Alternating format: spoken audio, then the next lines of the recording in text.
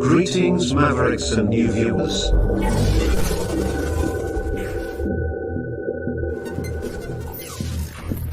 Tonight, direct and live, from the Maverick News Network, World Studios. This is Maverick News with Rick Walker.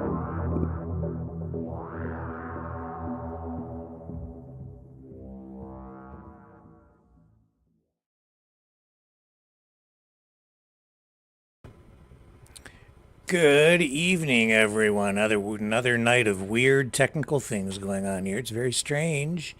So I hope everyone is seeing us on the Rumble channels. Looks like we're okay there.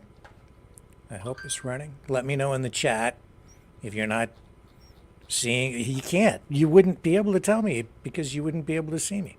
I think we're okay. I had to reset everything as the show is going live. There we are. Yeah, it's running. I see it. Okay. So we're in good shape, and we have a lot to talk about tonight. We're going to go live in a moment to McGill University again with the one, the only Dragon, who is on scene, ready to take us back into the encampment there, where the protesters, the pro-Palestine protesters, continue their demonstration. We are going to talk about Justin Bieber and his wife. They're having a Bieber baby. I don't normally talk about celebrity stuff like that, but we'll make a little bit of an exception tonight. We are also going to talk about Joe Biden, who had two public relations blunders in one interview, in my opinion. I'll show you what I mean later in the broadcast. The Chevy Malibu, say goodbye, an icon of an icon. Chevy Malibu, an icon unto itself and part of the Chevrolet brand, which is also a cultural, economic, and automotive icon for America. And the EV automotive market continues to slide, even for the really rich people out there who like to buy super powerful, super high performance hypercars. We'll explain why everything seems to be falling apart, or at least not coming together the way that the politicians are and the globalists have been hoping. Victory Day celebrations, parade, and Vladimir Putin's speech, all of that and more coming up right here on the Maverick News Channel. Don't go away. We'll come back on the other side with Dragon.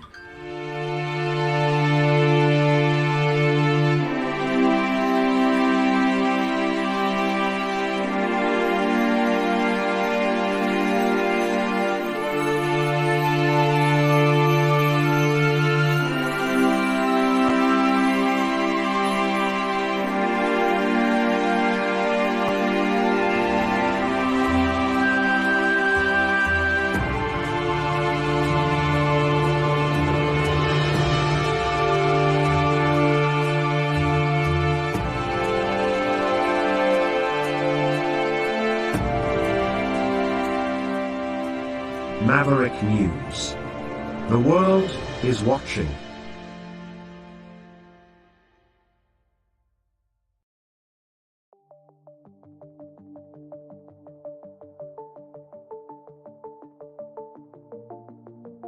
Greetings brave Mavericks.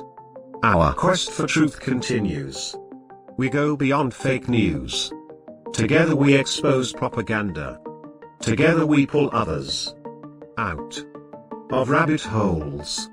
We are maverick thinkers. We are all unique individuals, defenders of individual rights and freedoms, credible, trusted, grounded in reality. Maverick News, Maverick News. Defending free speech, Donate at freedomreporters.com. Do it now. Tomorrow. it may be too late. Too late. Too late. Too late. Maverick News. The world is watching.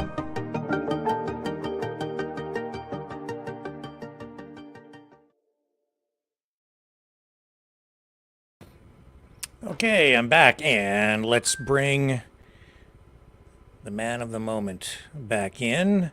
Live from McGill University. Here he is. Dragon. Hello, sir. How are you? Good evening, Mavericks. How are you tonight? It's great to have you back. And wow, you are looking very dapper in your Maverick News hoodie. In gray Yes. that I had. Beautiful, actually, and very comfy, warm, and I feel good. Yeah, you look good, man, and professional, and that's great. And thank you to everybody who has donated to make Indeed. this I will operation. thanks everyone. Yeah. So great thank you to everybody for supporting the channel and supporting Dragon, who is out there. It looks like it's a fairly nice day. Is it misty or raining at all today? Looks dry. Yeah, it looked dry. Basically, we had a few clouds today, but nothing major. No rain. No. It's just coldish. I will add that it's cold. Yeah. For And a so because you have fair weather, you Hey, had Lay. some rain there earlier this week. But what's going on with the crowd? Bigger, smaller? a little bit bigger, I would probably count roughly 200 people already are surrounding the encampment. So, as you can see, there's a few people around here, and I it's see. pretty crowded. Yes. So you've had some challenges getting people to speak to you. As you've been down there doing the work this week, covering the encampment, the protest. Last night we saw some of the protesters line up with umbrellas, black umbrellas, and sort of push you back right off the main campus area Yeah. out into an area behind a rope, which was Yeah, that was frustrating. actually behind right there Right. on the hill. So, yeah, and it was muddy also. So basically, I was on a pretty slippery slope, I will call that. Right. So what is happening there tonight? Are you still outside that rope? Have you tried to go in? Are you being confronted? What's happening? Actually, there's no confrontation. I'm pretty much I'm just standing on the square. So right now, I'm kind of putting myself away from this part, but I'm not fearing to go behind the ropes and see what's going on behind the. I mean, I'm not behind their encampment. So basically, it's a totally legal turf. Sure. So why don't you walk around there a little bit, Dragon, and give us some idea of what things look like with the camera, and just do whatever you're comfortable with and whatever you feel is safe. Well, as you can see, the encampment is kind of animated.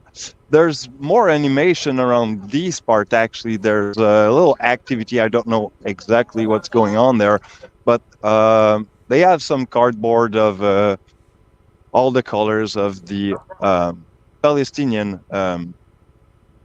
flag, basically, and displaying some. I don't know exactly what they are doing, but shall be fun to look to watch probably. Okay. And so these And they- students walking around in the area where you're at right now, they're not actually protesters, right? They're sort of outside the protest zone.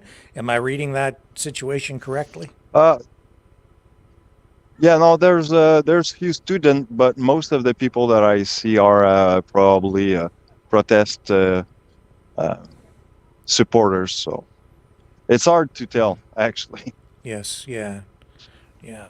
Are they restricting access to other people that you have seen, or was it just No. just journalists?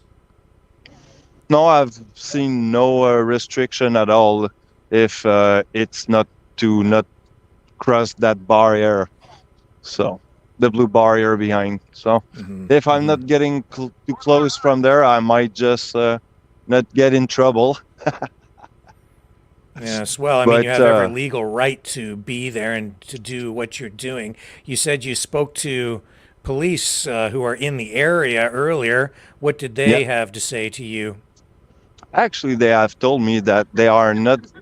Yes? Ask you to get off the lawn, please. Why? Because we don't want you to be on the lawn.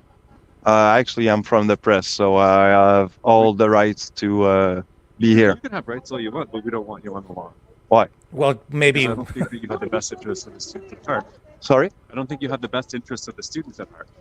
Why is that? Do you have the best interests of the students at heart? I Ask do him what actually. authority he has. What authority you have to ask me to be off the lawn? Authority that I'm telling you to get off the lawn. Okay, because actually I'm from the press and I'm a free speech advocate. So. Great. Well, you can be a free speech advocate on the pavement, please. Or Well, why don't I which ask reason? him what right he has that's more than yours? What right? What right you have more than I I'm have? just telling you to get off.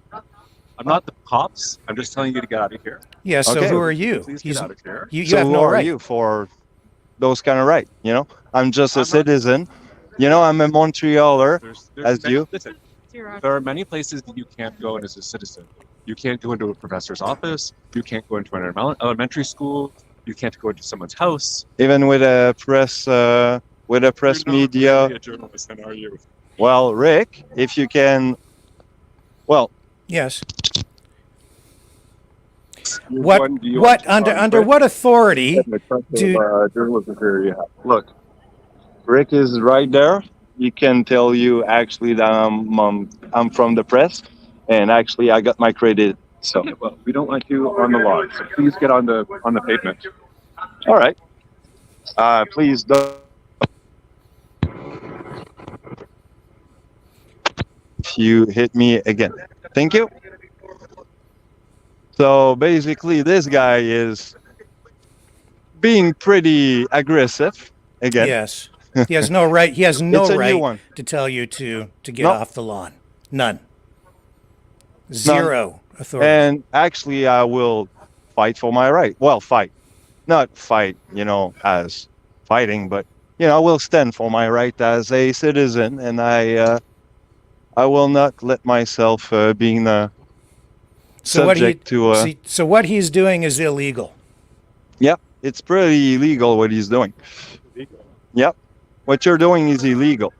And violating your rights. Yep, because actually what you're doing is violating the rights of speech of people, and also the right of press. And the right of press is also a right of speech and expression. So basically, you're being aggressive, and you are being against my right. This is basically my constitutional right as a Canadian citizen. Well, we already had what we call the Bills of Rights of Canadian, which is infringing my right now. Yes, and what they've done is they've illegally seized property, and they're refusing to give you access to a public space. Exactly. Seizing property, which is basically public's. Any comment about that?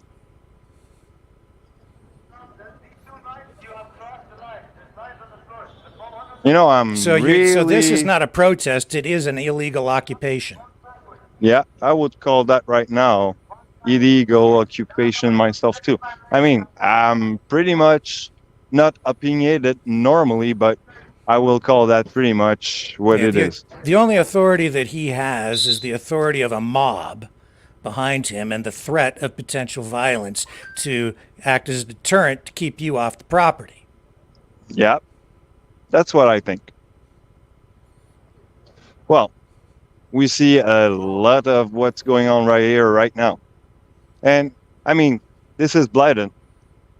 This is kind of sad because, we were in the most, I would call... Is that liberal, woman behind... Dragon, that woman behind you, is she following you? That woman behind you in the coat right there? Yeah, actually, she's my she's my partner in crime. Okay, So good. All right. So you know who that is. I couldn't really see who it was. I was just worried about you. yeah. So yeah, I mean, basically my right has been infringed, and I mean, what can I say, right? We're not living in Canada anymore. It's Not kind of there sad. because they've taken over that area, and they're not. You have no rights there. No. So God help us all if they end up in charge. Hmm. I mean, normally, you know me. I'm not opinionated. I come unbiased, and I do as I can. Unbiased. Pretty much, trying not to push anything. But right now, they are pushing their own. They are pushing their own agenda, and Well, I will. they're pushing people around is what they're doing, like a bunch of bullies. Point intended. Yeah. It's hard to have any empathy for them or their cause when they treat people like that, when they treat someone like yourself like that, who is really Well, there to help them tell their story. You're offering to give them a platform and speak their piece and share their view and their story, and all they've done exactly. is treat you in a very unfair manner. I would be glad to have someone to you know share some story of where they are from, what happened to them, why they are supporting this event, but nobody is willing to do anything about it, and they pretty much show not much of a respect. It's on Canadian. It certainly is. Well, what All can I tell dragon. you, bro? Yeah. But it Freedom of speech, freedom of movement, for constitutional rights, and you did it in a respectful and peaceful manner. Thank you, sir. And I just applaud you. Well, That's it's not always easy because I could tell with his voice trembling that he was kind of yeah. losing patience and getting aggressive. So that's kind of, well, Yeah. Again, when you're walking forward, the front line. so he has all the right to ask anything, but this was probably out of the line. So, I mean, Well, how many students are here, right? I mean, they are looking much like students for sure, but at the same time, right, we can ask ourselves the question, who are we standing Wow. for? Shameful. Yeah. Absolutely shameful. I don't think it helps their cause, honestly, and I think that I think what they're doing is No, just unacceptable. not at all. And if they were standing really for their rights, they will stand for the right of freedom of press and expression. Yes. So, Well, any other thoughts there, or any other observations? Are they giving speeches down there? yeah, well, Yeah. actually, it's not really a speech. It's more like an activity that they are doing. And I'm not even sure what it is because nobody's explaining nothing. So,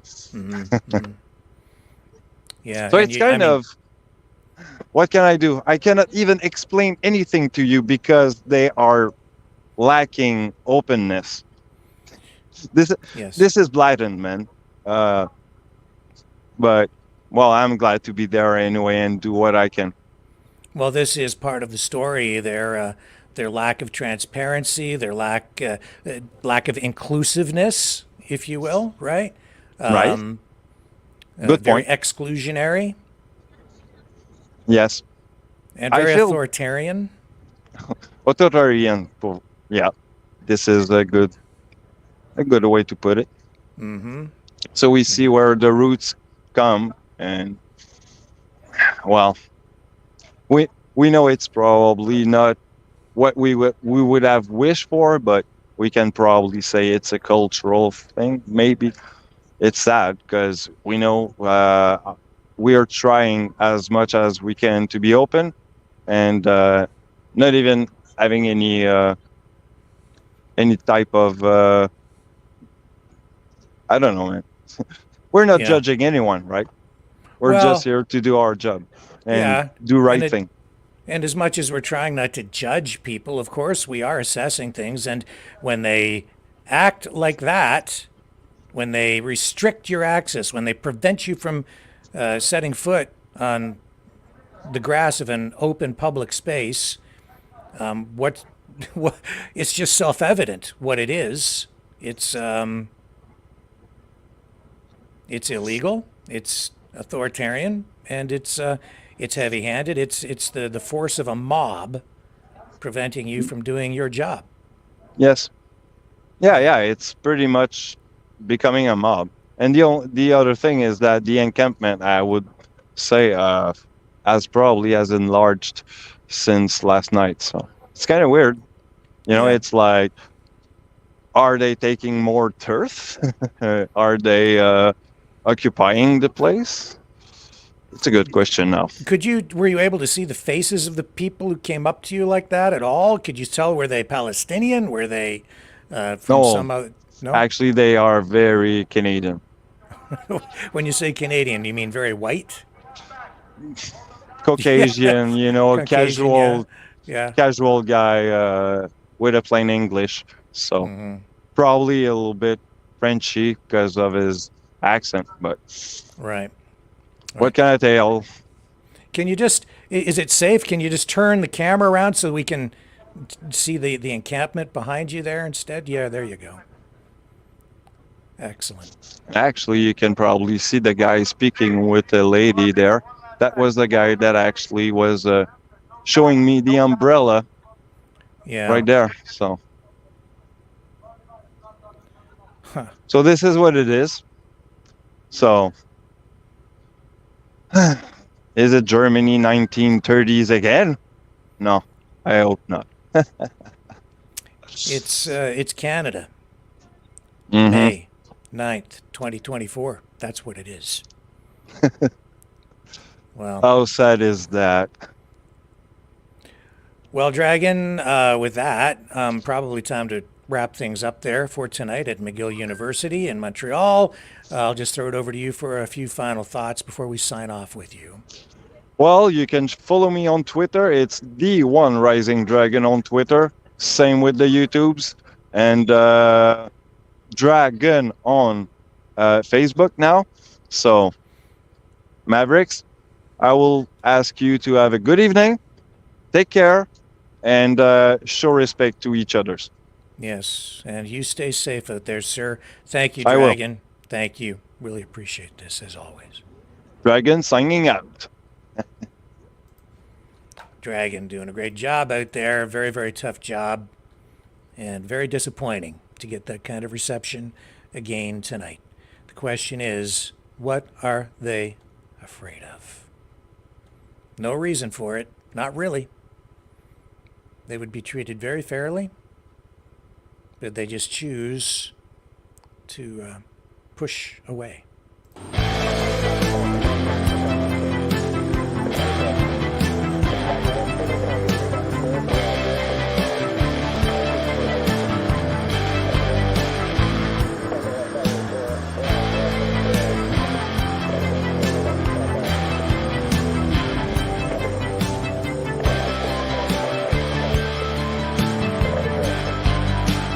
Maverick News. Fighting for freedom. The information war is raging. Truth without integrity is worth nothing.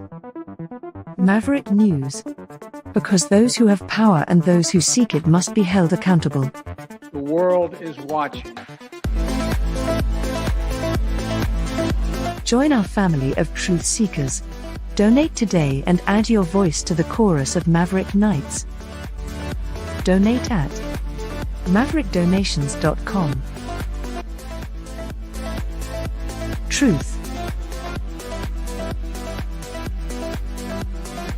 Integrity. It's the Maverick way.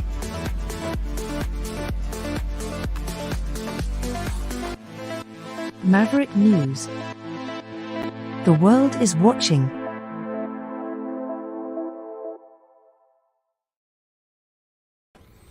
All right. You know, the protests are fading a little bit. And when I say that, I mean they're not getting as much coverage as they were. They're cycling out of the news just a bit. So the attention is waning. And as I've been watching interviews by other live streamers out there and, you know, even speaking to people who some say, you know, they're supporters of the demonstrations and so on, it's very evident to me that a lot of the people involved are there because they just don't want to see people killed. They want the fighting to stop, the war to end. They don't like seeing children die. Totally understandable. But beyond that, they often don't have any kind of understanding at all about what the real issues are surrounding the protest, or where it's going, or where these demonstrations are ultimately likely to lead. But we'll continue to cover all of this.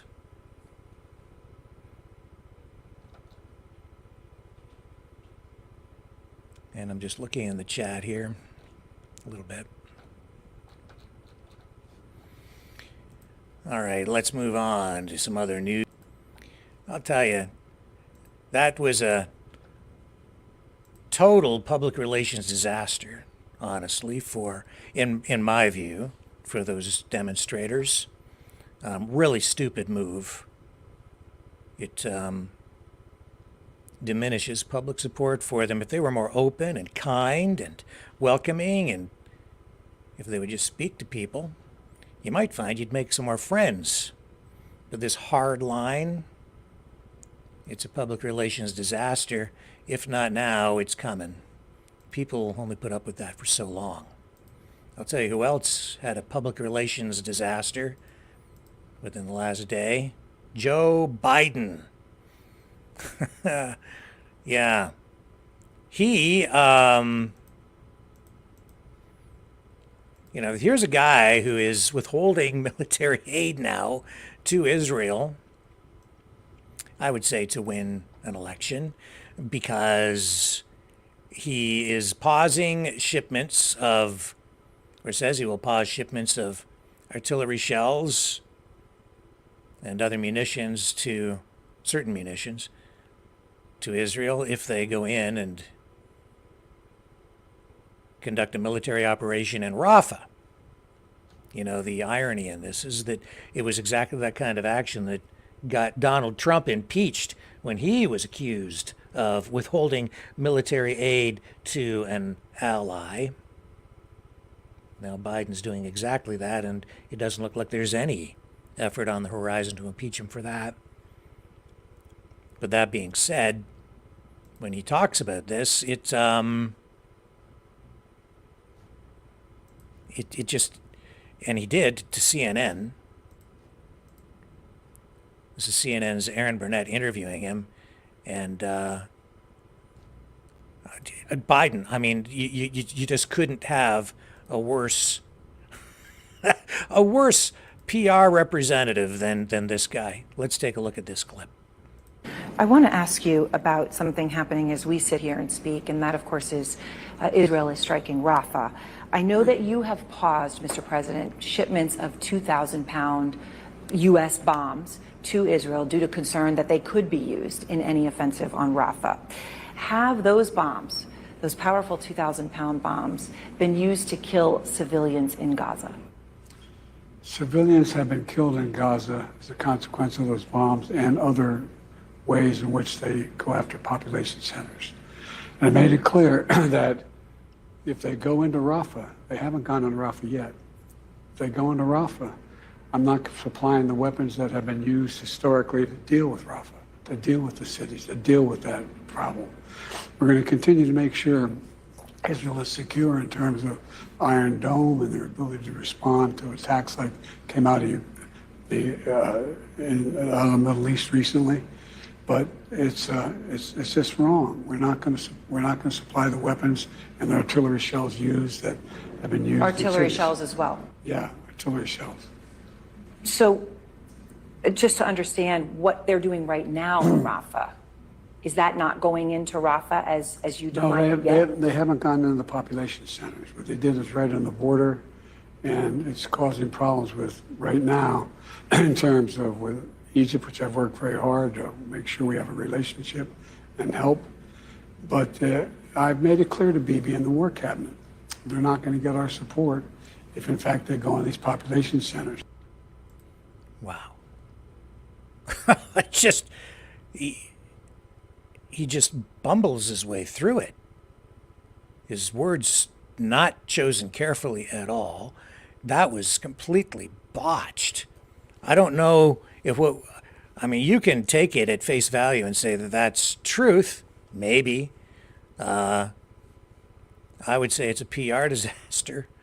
And yeah, I think there is just blatant hardcore truth in there.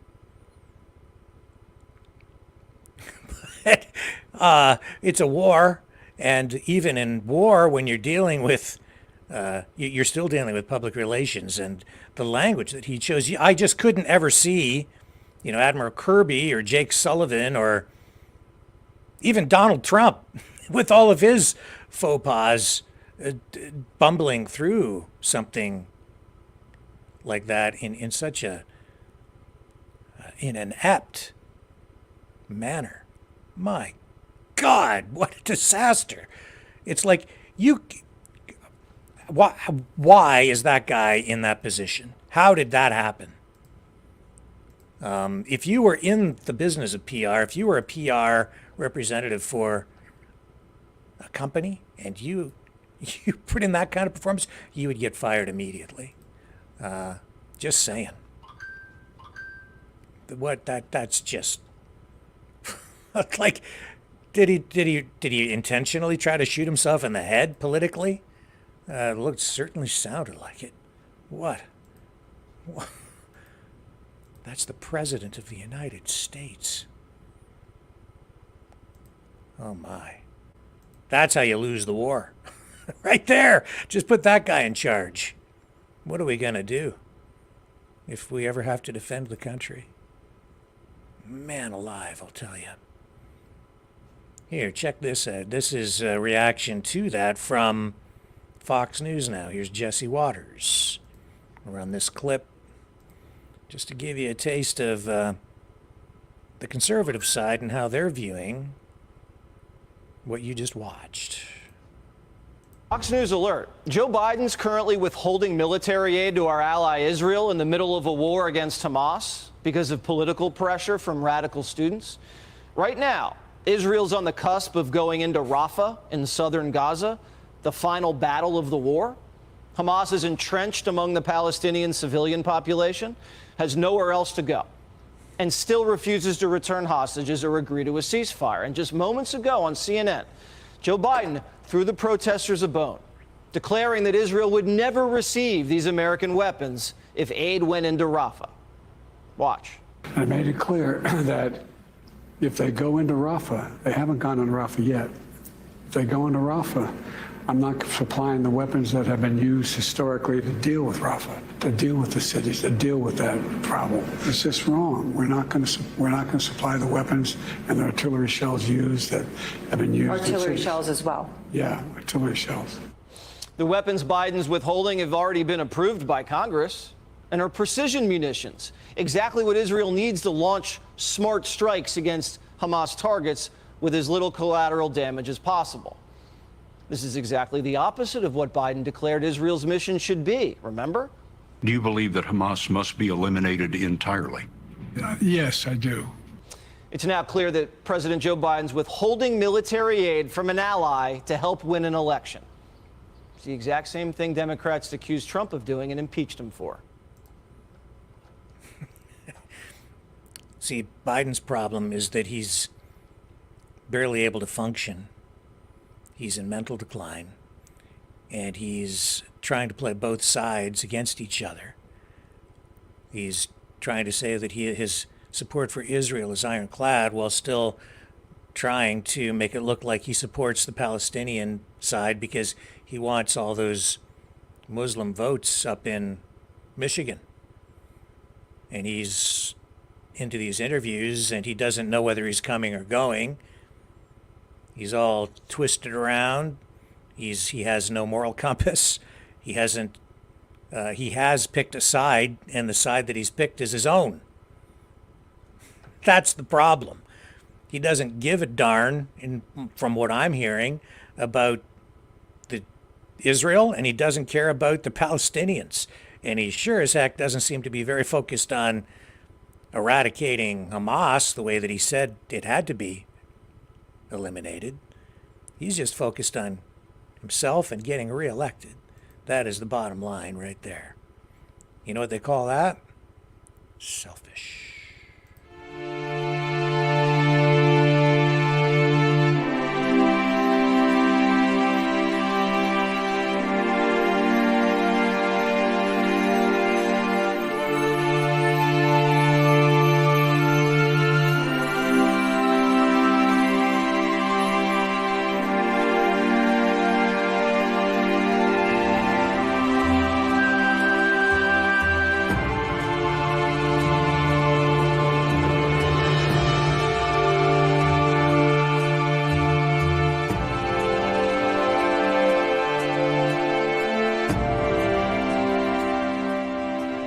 Maverick News.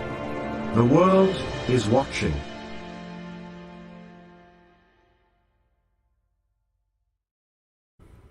As I sit here thinking about what Dragon just went through, the oppressed versus the oppressor narrative is in full play globally because of this conflict in Gaza, and it is on full display at McGill University.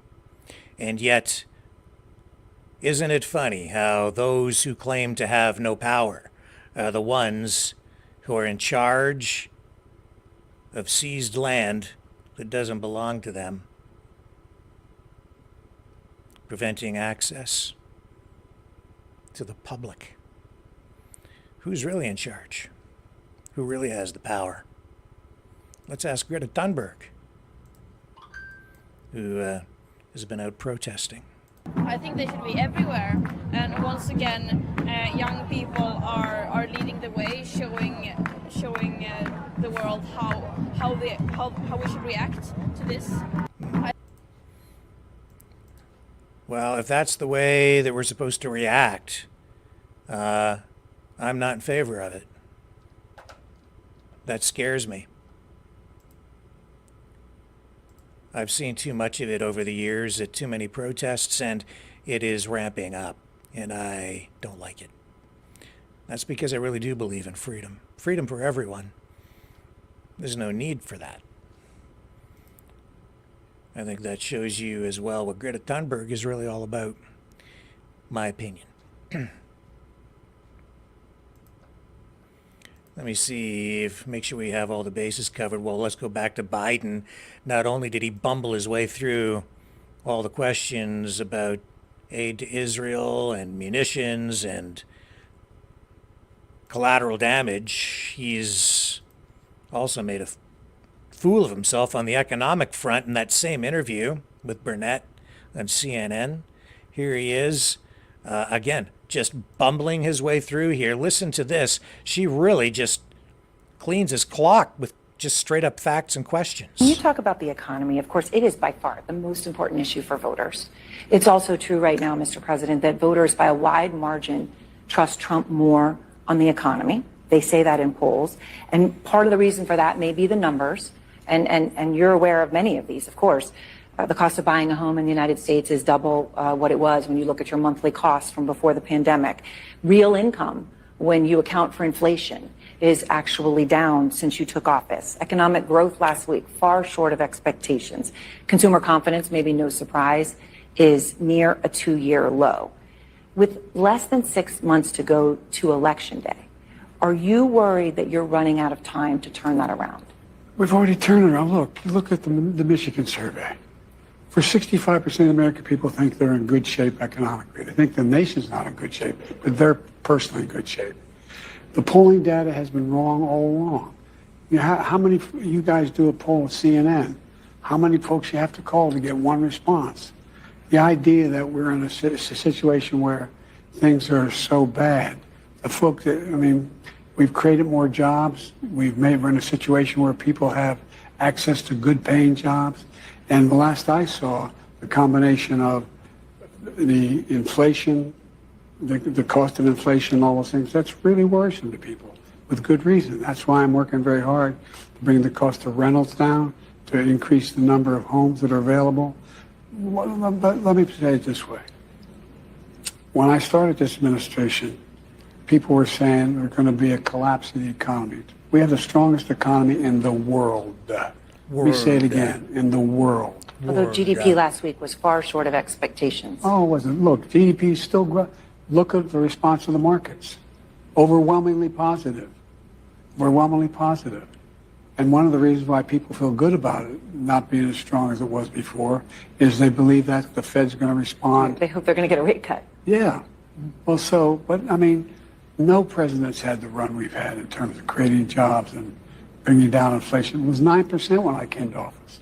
9%. But look, people have a right to be concerned. Ordinary people, the idea that you bounce a check and you get a $30 fee for bouncing the check, I change that. You can't charge more than $8 for that. Or your credit card, your late payment, $35. I mean, there's corporate greed going on out there, and it's got to be dealt with. Yeah, so he blames it on corporate greed instead of taking responsibility for his economic policies, which have led to massive inflation. It's the same story up here in Canada under Justin Trudeau.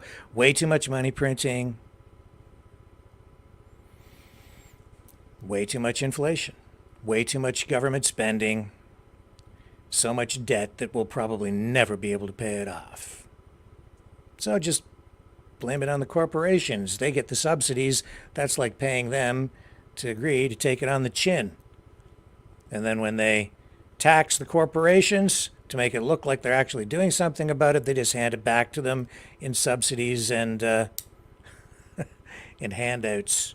We're seeing it here in Canada as well with the NDP in particular, the New Democratic Party, which is propping up the Trudeau Liberals, blaming inflation on corporate greed. That is not what causes inflation. Inflation is caused by too much money printing.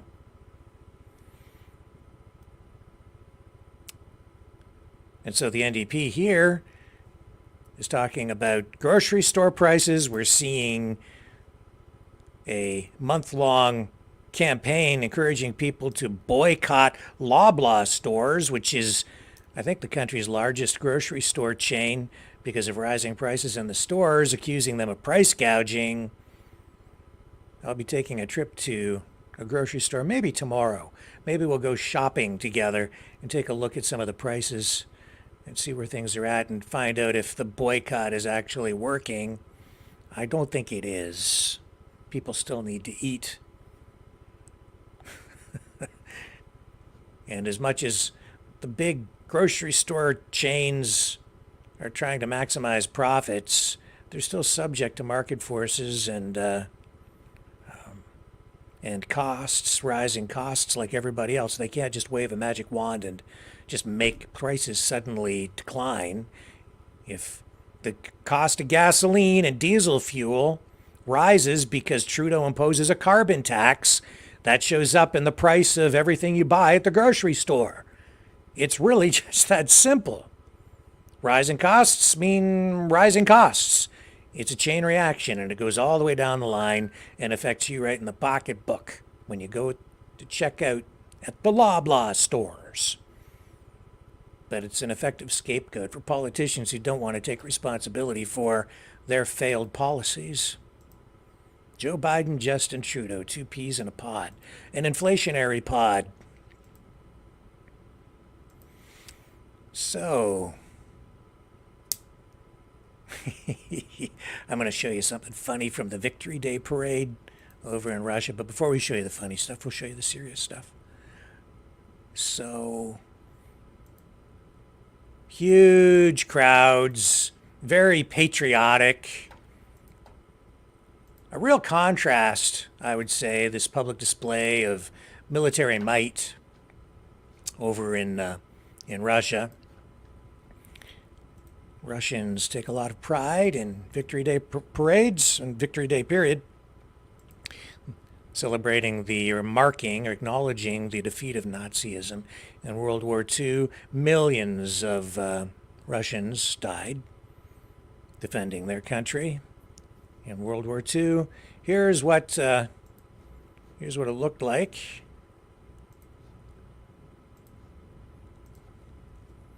Very crisp. And when they do these displays, man, they put a lot into the video production. Isn't that gorgeous videography, the way they do this? Really, really awesome. High-end production. They understand the value of public relations over there. They understand the importance of it, I think more so than the United States and even other NATO countries do. Image. It's important because this kind of display generates confidence in the public, in their public institutions, in their military, in their government.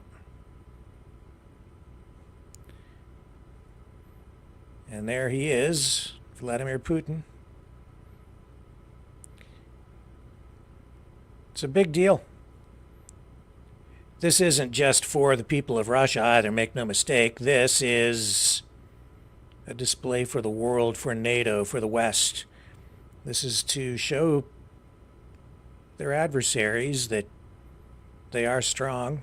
This is a show of military force, coordination. And it's a display to show the world that they have the public support behind them still.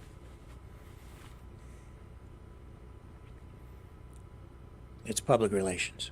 It's kind of propaganda, but it's also a respectful thing because it is a day of remembrance.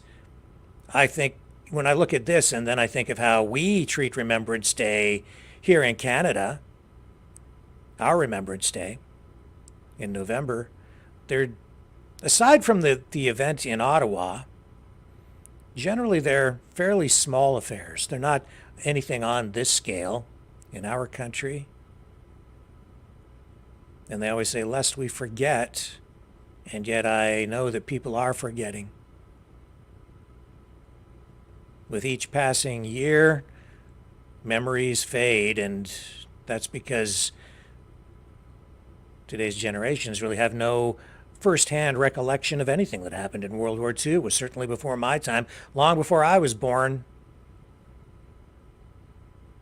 So we have to rely on the history books and accounts from people who were maybe still alive during that time. Not too many people left who were alive during World War II. Very little time left. So that's the way it was during the Victory Day parade in Russia. We have a little bit of Vladimir Putin's speech here, I think, that we can share with you. So many tabs open, I just have to pick the right one. Let's get to Putin's speech, shall we? Where did you go? Not there, not there, not there. I had him queued up for you, folks. Let me take a real quick break. We'll come back. I'll have to find him again. Somehow we've lost Vladimir Putin, but don't worry. I'll find him on the other side.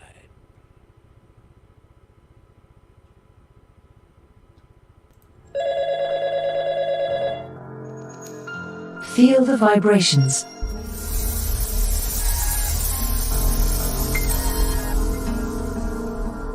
Our quest continues.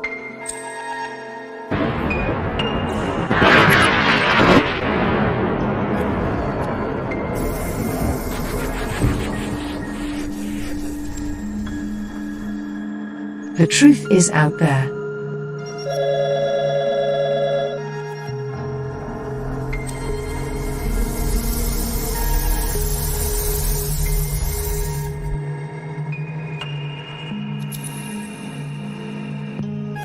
We are Mavericks.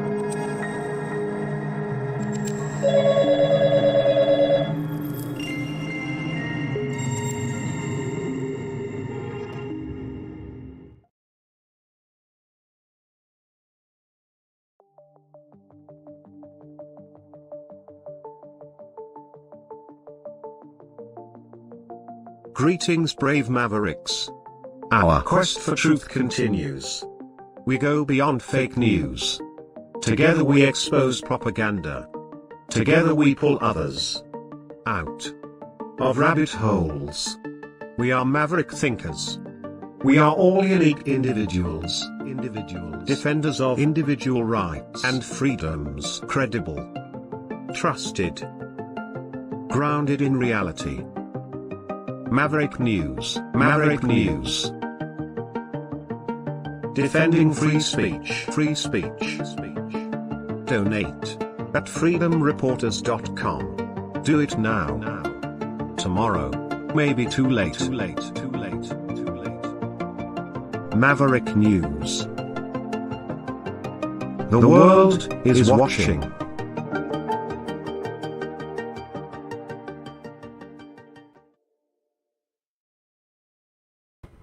Okay, we have it. Here's Vladimir Putin at the Victory Day parade.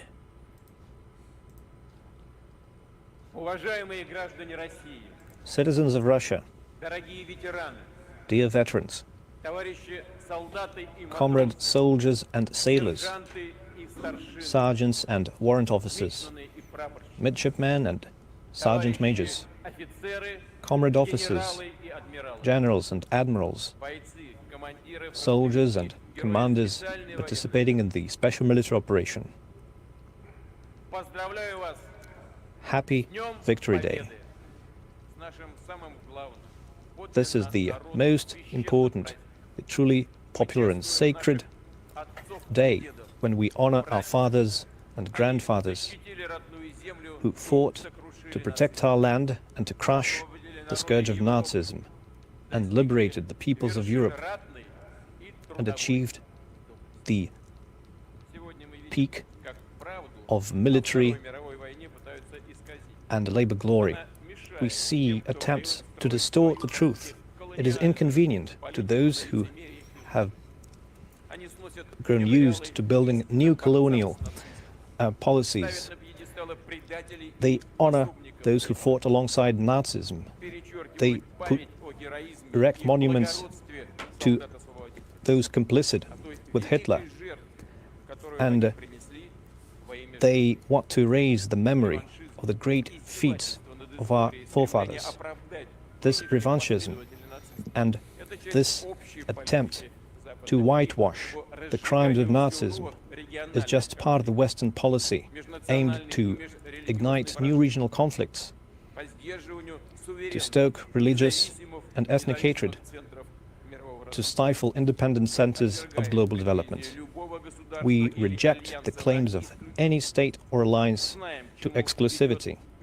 We know the consequences of such limitless ambition. Russia will do everything in its power to prevent this, but we will never allow anyone to threaten us. Our strategic forces are always ready.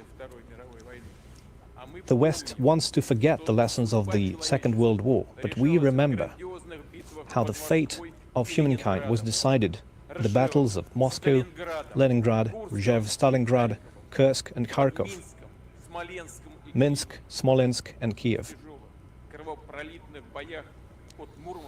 In dire battles from Murmansk and the Caucasus to Crimea. The hardest, longest years of the Great Patriotic War. The fighters of the Soviet Union fought against Nazism almost alone, while the Wehrmacht was supported by all of Europe, Russia, and never tried to diminish the role of the Allies and the Second Front. We honor all of those who fell while fighting Hitler those who were part of the resistance, the courage of the people of China who fought against the militarist aggression of Japan. And we will always remember, and we'll never forget, our common struggle and the inspiring traditions that we had together. Comrades, Russia is now going through a historic point. Its fate, its future depends on every single one of us. And today, on this Victory Day, we recognize this especially clearly. And we honor the generation of heroes, and we accept their tradition of friendship and fortitude, of being confident in yourself and in your country, and love your motherland sincerely. We honor the veterans of the Special Military Operation. All of those who are fighting along the contact line are our heroes. We bow down to their courage and self-sacrifice. Russia is united to support you. Our veterans believe in you. They feel part of your fate. We are one people, and this is a generation of heroes. We bow down before all of those who sacrificed their lives for the victory in the Great Patriotic War, and we honor their memory, their sons, their wives, their brothers and sisters, all of their families and friends. We bow down to the veterans of the Great Patriotic War who have left this world, as well as the civilians who suffered and died as a result of the atrocious crimes of the Nazis, and those who have died fighting for our country. A minute of silence.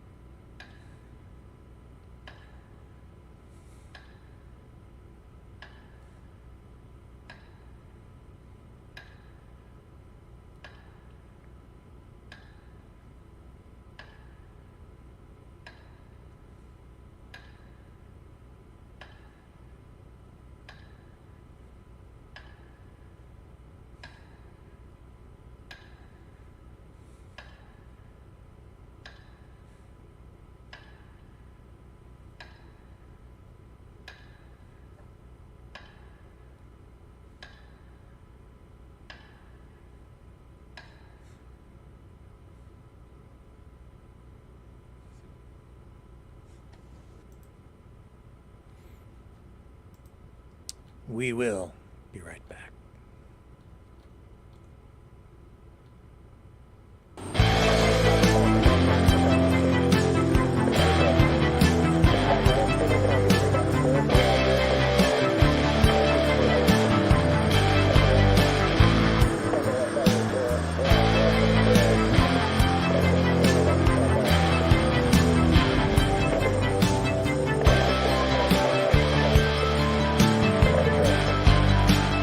Maverick News. Fighting for freedom. And I am back. Back in Canada, where Windsor Police, Windsor, Ontario, Canada, have issued a media release.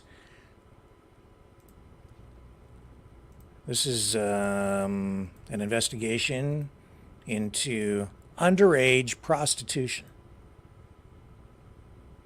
It is actually a form of child trafficking. Here's the release. The Windsor Police Service, WPS, And Ontario Provincial Police have arrested 4 men during an undercover operation targeting individuals seeking sex with underage girls. Last month, members of the WPS Morality Unit and OPP Intelligence-led Joint Forces Strategy Anti-Human Trafficking Unit teamed up to conduct an undercover prostitution operation in Windsor. The officers used a popular website to communicate with suspects, attempting to offer money to an underage girl in exchange for sexual acts. In online conversations, the suspects negotiated a specific price with an undercover officer posing as a 16-year-old girl and then agreed to meet at a location to engage in sexual activities. When the suspects arrived at the designated meeting spot, they were promptly arrested by police. The following individuals have each been charged with obtaining sexual services from a person under 18 years of age. Wissam Sharif, 28, of Windsor, Ontario. Stephen Stephen Memmer, 59 years old, no fixed address. James Pernell, 46 years old, Essex, Ontario, Canada. And Jin Wen Yang, 61, also of Windsor, Ontario. Police have a quote here from Inspector David DeLuca, who he says, "Protecting our children from exploitation is of paramount importance. Through this joint operation, we successfully targeted individuals who not only solicited youth online, but were prepared to move forward and commit those acts." They're asking anyone who may have more information about that to call Crime Stoppers or call directly into the Windsor Police Service or Ontario Provincial Police.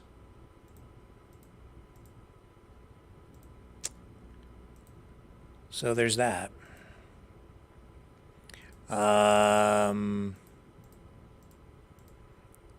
Back to this issue, though, of Gaza in Regina, Saskatchewan, Canada. The cenotaph in their downtown area has been vandalized, defaced,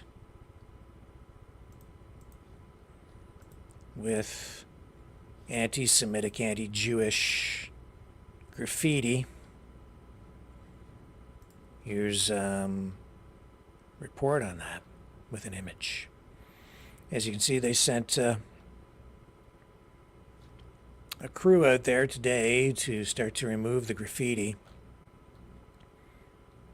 There's been a string of these graffiti incidents throughout the downtown in Regina, Saskatchewan. Some of the vandalism includes anti-Semitic messages, and some reference directly the conflict in Gaza.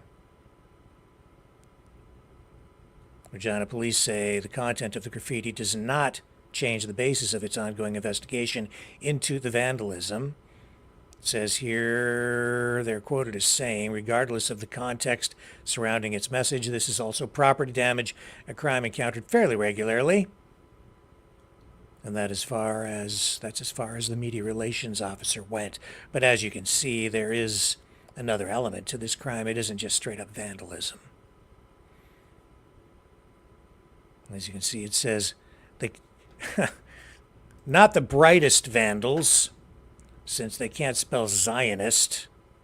They spelled it Z or Z, depending on whether you're American or Canadian. O-I-N-S-T.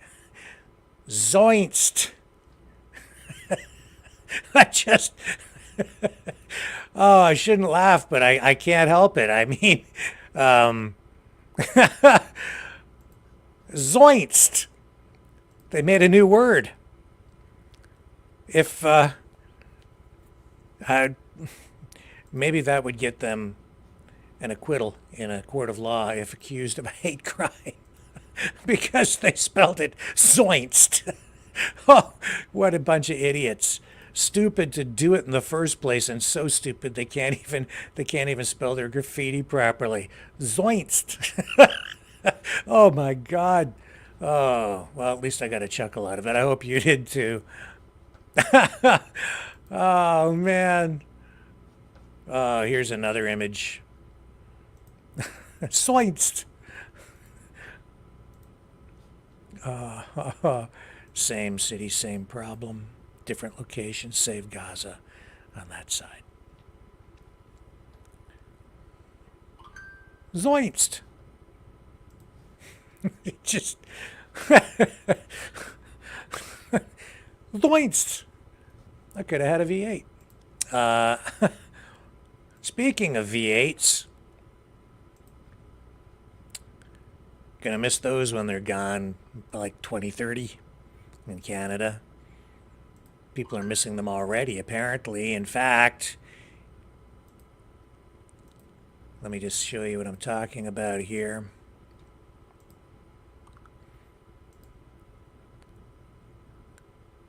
All right.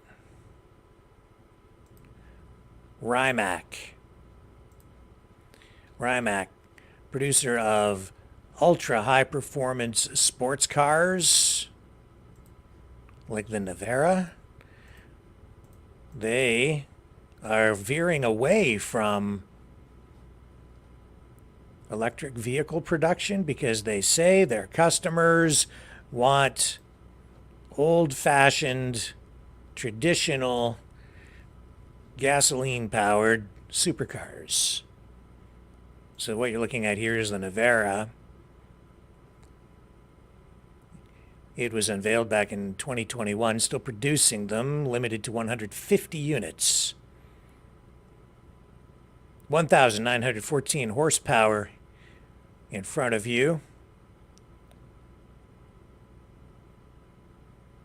2/3 of the planned production run remains available if you have the cash for something like that. But what they're saying is that their customers are losing their fascination with electric vehicles or even electric gasoline hybrid technology. Electrification is legally mandated across Europe, and nearly every company, regardless of market positioning, offers at least one EV. But the folks at Rimac are saying that even these high-end cars, their customers really want gasoline. So they're still committed to electrification. They have to be because it's all being mandated. But demand for the vehicles is in decline.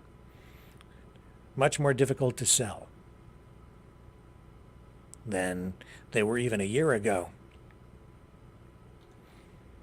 And they're saying so. So that's the Navara. Now, an automotive icon, the Chevy Malibu is being discontinued. Here, run a little bit of footage for you.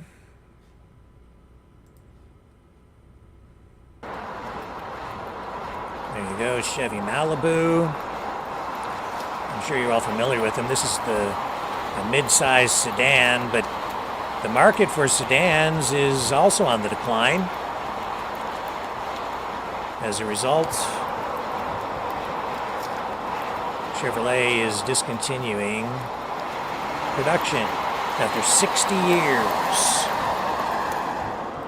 They're gonna do away with one of the most popular, most successful nameplates in automotive history, the Chevy Malibu. It's come in many sizes and shapes, some of them high performance, sometimes family cars.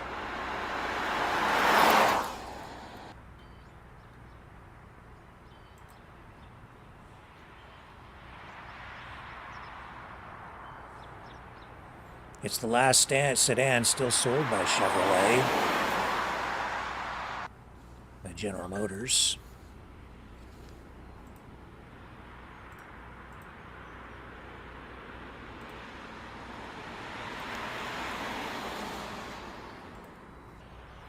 Malibu production will end in November. The factory in Fairfax, the Fairfax assembly plant in Kansas City, is being reconfigured and will build a new generation of the Chevrolet Bolt electric vehicle.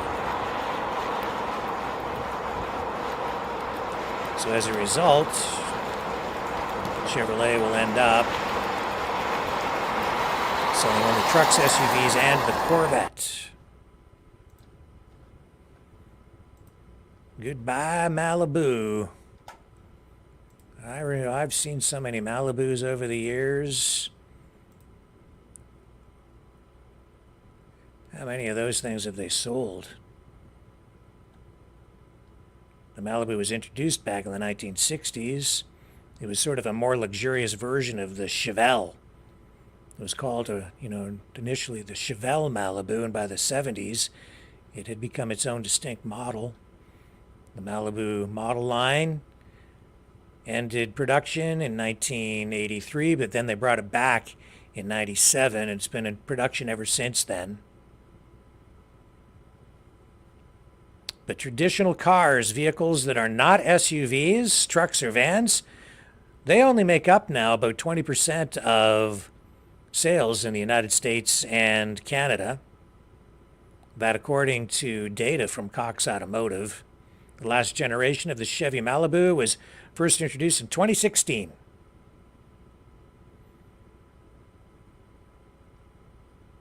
It has, competition, pretty stiff competition from vehicles like the Honda Accord, the Toyota Camry. A new version of the Camry is available only as a hybrid. It just went into production. Now, GM sold more than 130,000 Malibus last year, up 13% from the year before, but they say the writing is on the wall. The future for that kind of car does not look bright, so they are shifting production.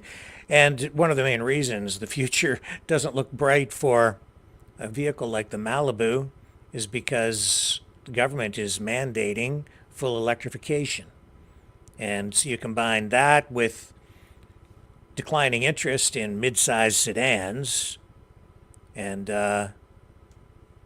it's more profitable for a variety of reasons to go and produce these other kinds of vehicles, like the Chevy Bolt.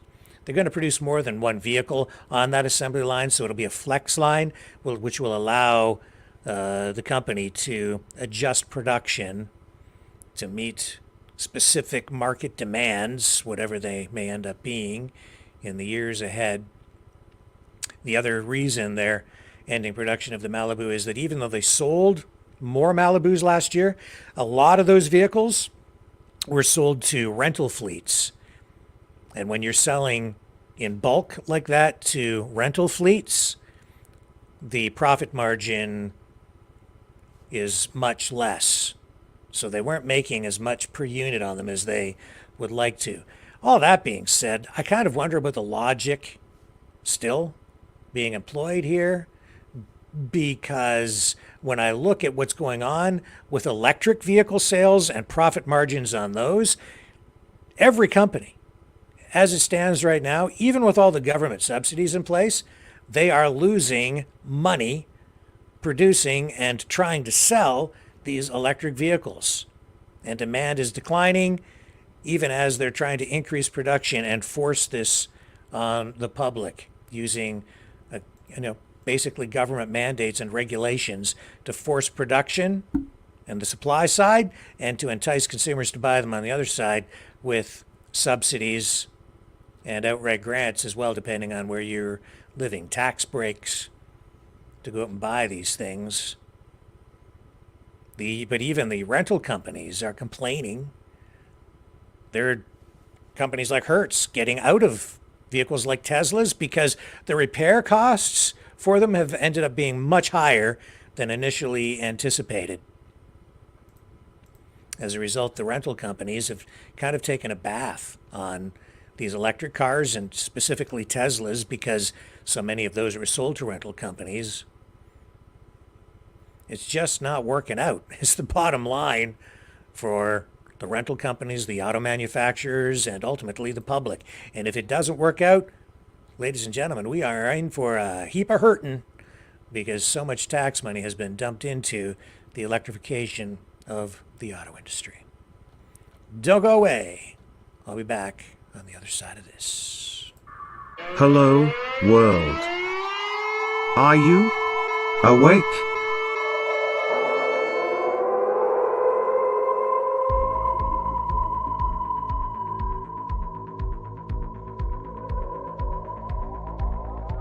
Uniting humankind by liberating millions of minds at a time. Maverick News. The world is watching.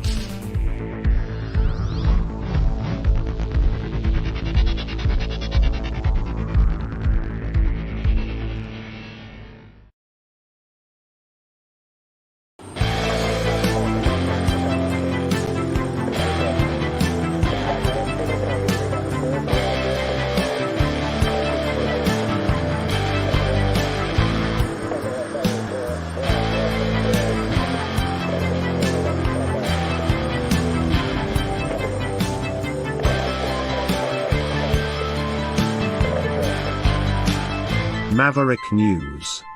Fighting for freedom. Zoinst! Oh, jeez. Zoinst! I sure don't like those pesky Zointinists.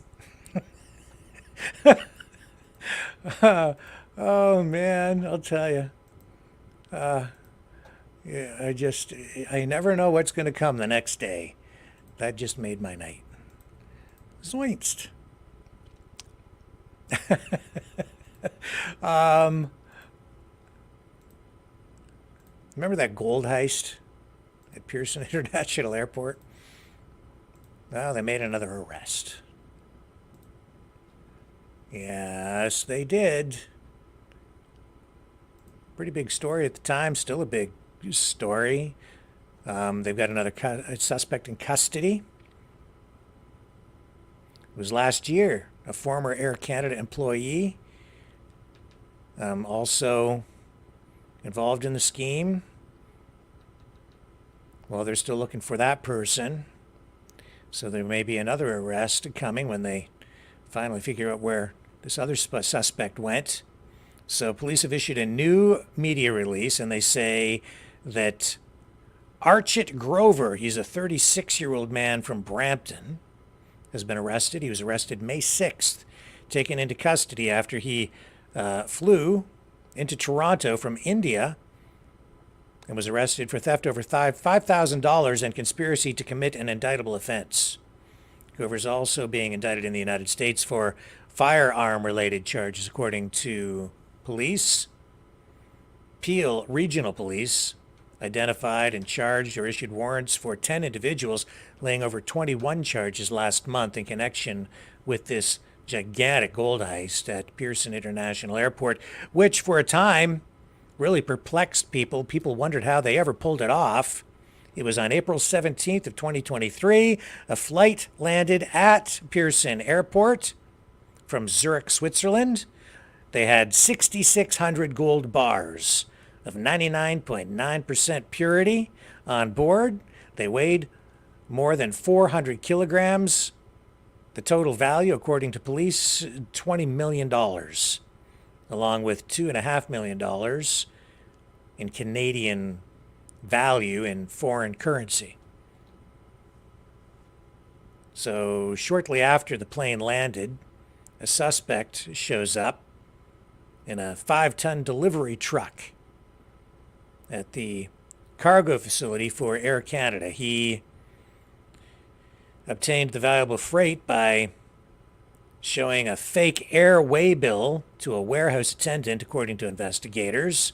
Then along comes a forklift, loads the stolen gold and currency into the back of the truck.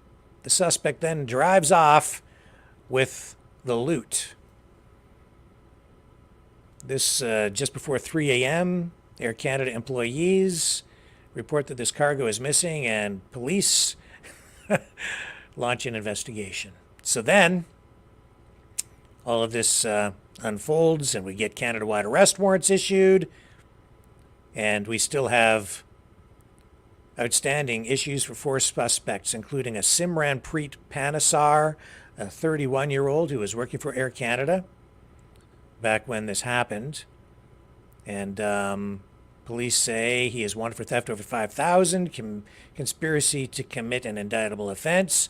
They're also looking for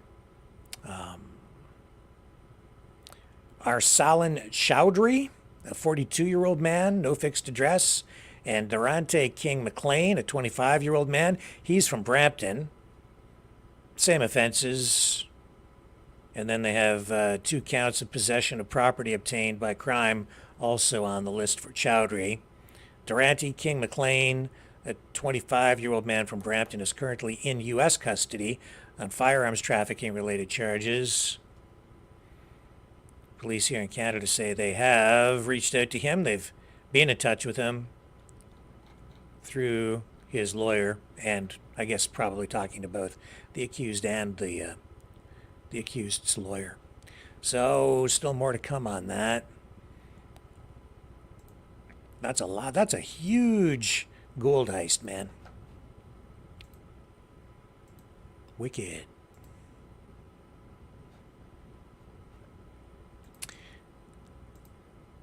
Okay, let's tell you what else we have here tonight.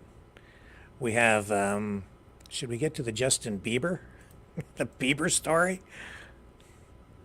What can I tell you? The Bieb. He's having a baby with his wife. Man, I am getting so old because to me, Justin Bieber is still a baby himself. Now he's having a Bieber baby. And he posts this stuff online. Here, let me see if I can get past some of this. Okay, let me show you some pics that Justin Bieber posted with his main babe, who's having a Bieber baby with him. This is Bieber and his babe, and their pre-baby Bieber baby pics. There you go. This is actually off Twitter, but same pics that they posted over on Instagram, where they made the official Bieber baby announcement. I don't know. Justin Bieber makes me chuckle.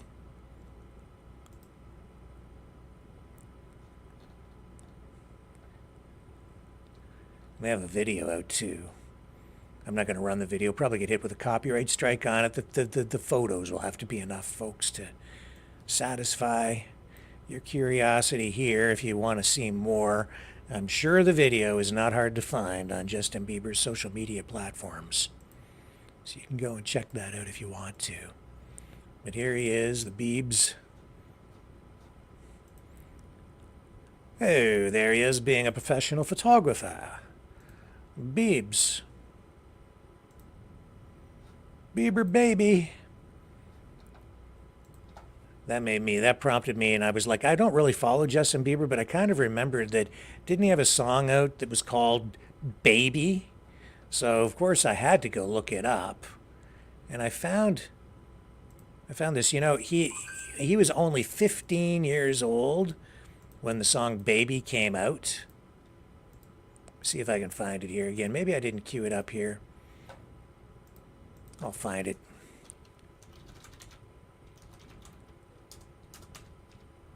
Justin Bieber. Yeah, he was 15 years old. I thought we'd pull up the lyrics to Justin Bieber's Baby song. And then I thought maybe we could explore the poetry in it together. Here it is. And this is why he's so rich, because he's a genius. Let's listen. When I was in high school, I had this fantastic English teacher, and he introduced us to Shakespeare, the classics, right? Some of them, as much as we could in that year. And he was a fantastic teacher, one of the best teachers I ever had. But what he would do sometimes is he would get out the lyrics to Beatles songs, and he would just read them. And that read just like it's poetry. Just great stuff. So I thought we'd put Justin Bieber to the same test here tonight. Mr. Beatty, if you are watching, sir, this is for you. Okay? And I hope this does you justice. These are the lyrics to Baby, Justin Bieber's song Baby. He is the lyricist, he's also the composer, and here it is, the poetic version. Just me reading the lyrics. Ooh, whoa. Ooh, whoa. Ooh, whoa. You know you love me. I know you care. Just shout whenever, and I'll be there. You are my love, you are my heart, and we would never, ever, ever be apart. Are we an item? Girl, quit playing. We're just friends. What are you saying? Said there's another. Look right in my eyes. My first love broke my heart for the first time. And I was like, baby, baby, baby, ooh. Like, baby, baby, baby, new. Like, baby, baby, baby, ooh. I thought you'd always be mine. Baby, baby, baby, ooh. Like, baby, baby, baby, new. Like, baby, baby, baby, ooh. I thought you'd always be mine. Mine. Oh, for you, I would have done whatever. And I just can't believe we ain't together. And I want to play it cool, but I'm losing you. I'll buy you anything. I'll buy you any ring. And I'm in pieces. Baby, fix me. Just shake me till you wake me from this bad dream. I'm going down, down, down, down. And I just can't believe my first love won't be around. And I was like, baby, baby, baby, ooh. Like, baby, baby, baby, new. Like, baby, baby, baby, new. Like, baby, baby, baby, ooh. I thought you'd always be mine. Mine. Baby, baby, baby, ooh. Like, baby, baby, baby, new. Like, baby, baby, baby, ooh. I thought you'd always be mine. Mine. Ludicrous, Luda. When I was 13, I had my first love. There was nobody that could compare to my baby. And nobody came between us. No one could ever come above. She had me going crazy. Oh, I was starstruck. She woke me up daily. Don't need no Starbucks.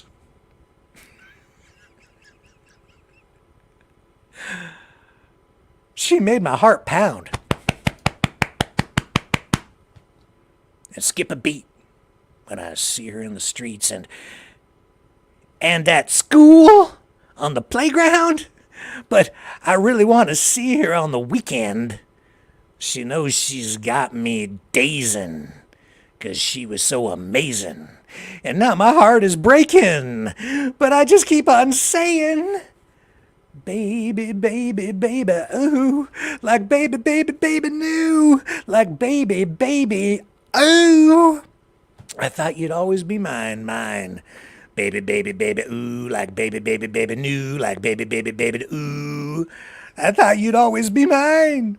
Yeah, yeah, yeah, yeah, yeah, yeah. Oh, I'm all gone. Yeah, yeah, yeah, yeah, yeah, yeah. Now I'm all gone. Yeah, yeah, yeah. Now I'm all gone, gone, gone, gone. I'm gone. The New World Order. Government overreach. The Great Reset. Mainstream media lies. Now more than ever, independent voices are needed. Donate now, at freedomreporters.com. That's freedomreporters.com. Maverick News. The antivirus program. For your mind.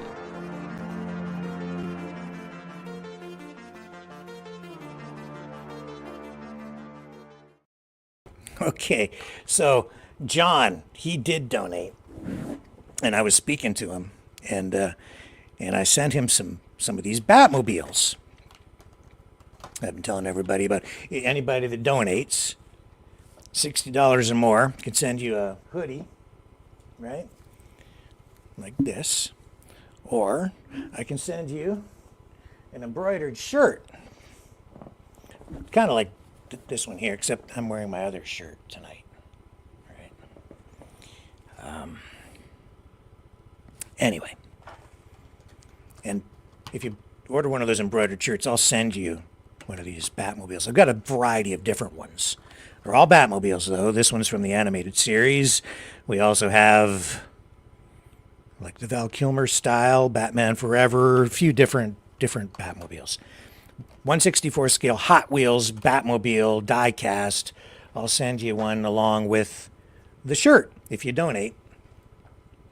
Happy to do that. So John donated, and I sent him a couple of these Batmobiles, and we got into a conversation about it.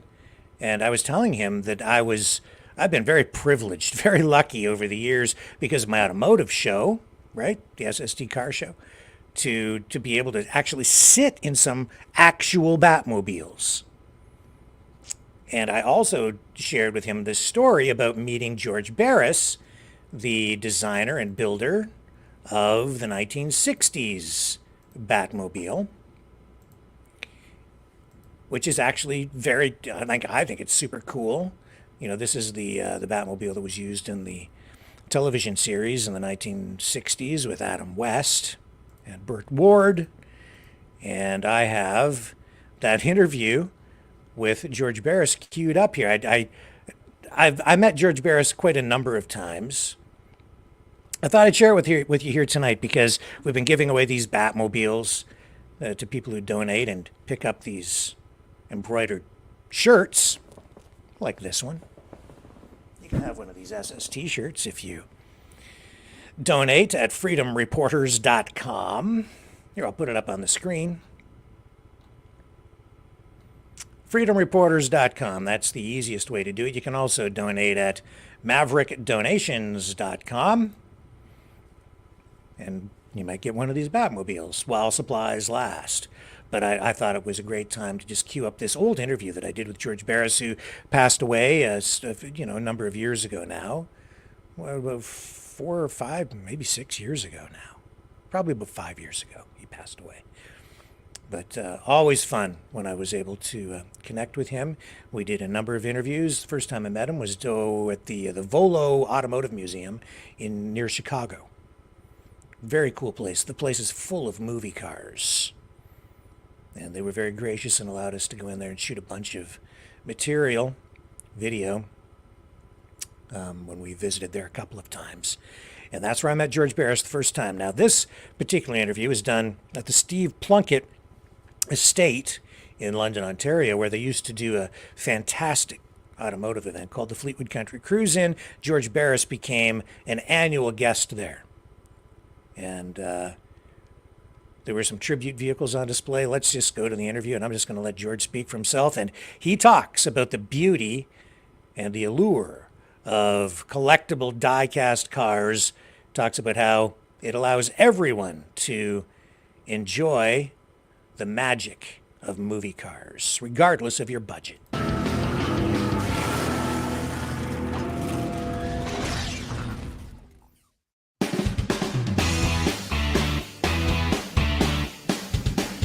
So what's this behind me, you say? The Munsters coach? Well, not quite. It's actually a tribute vehicle, a Munsters coach tribute, and it's owned by Arnold and Karen Robbins of Wainfleet, Ontario. Now this thing is pretty accurate. They've done a really good job of reproducing the original Munsters coach from the original television series. There were actually several Munsters coach vehicles. Some were shown in the television program, and there were more made for promotional purposes, and even today those vehicles travel around to car shows. But this car is not one of them. However, it was signed by George Barris, who's walking right there. Shoot him, shoot him, shoot George Barris. There he is, the man who built the original Munsters coach. There he is.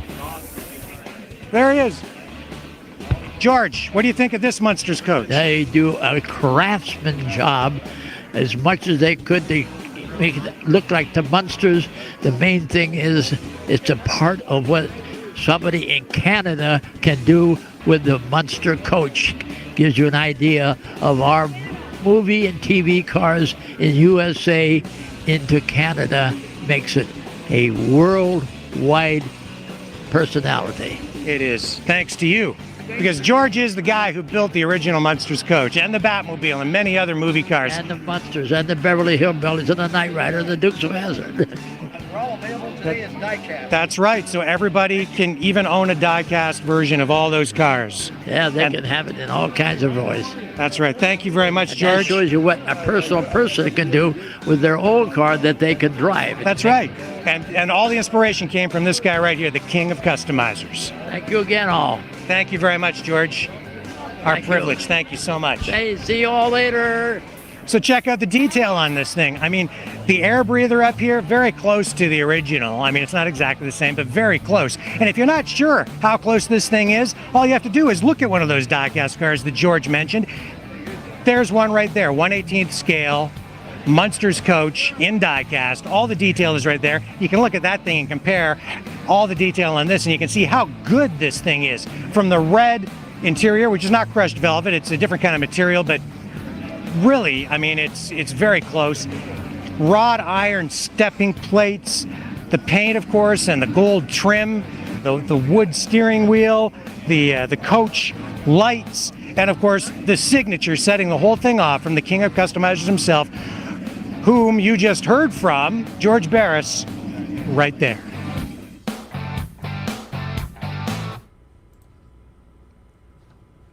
George Barris. Those are the days, not so long ago, the before times. Folks, we're going to wrap it up right there, because you can't top that. But I will be back tomorrow night. Love you guys. Thank you so much for your support. Thanks for your thoughts and support for Dragon tonight. Great job, Dragon. Tough gig, man, out there dealing with that. And thank you, George Barris, for being so gracious, and thanks for all those great memories. They live on. I will see you guys back here tomorrow night, same time, same channel, on the flip side.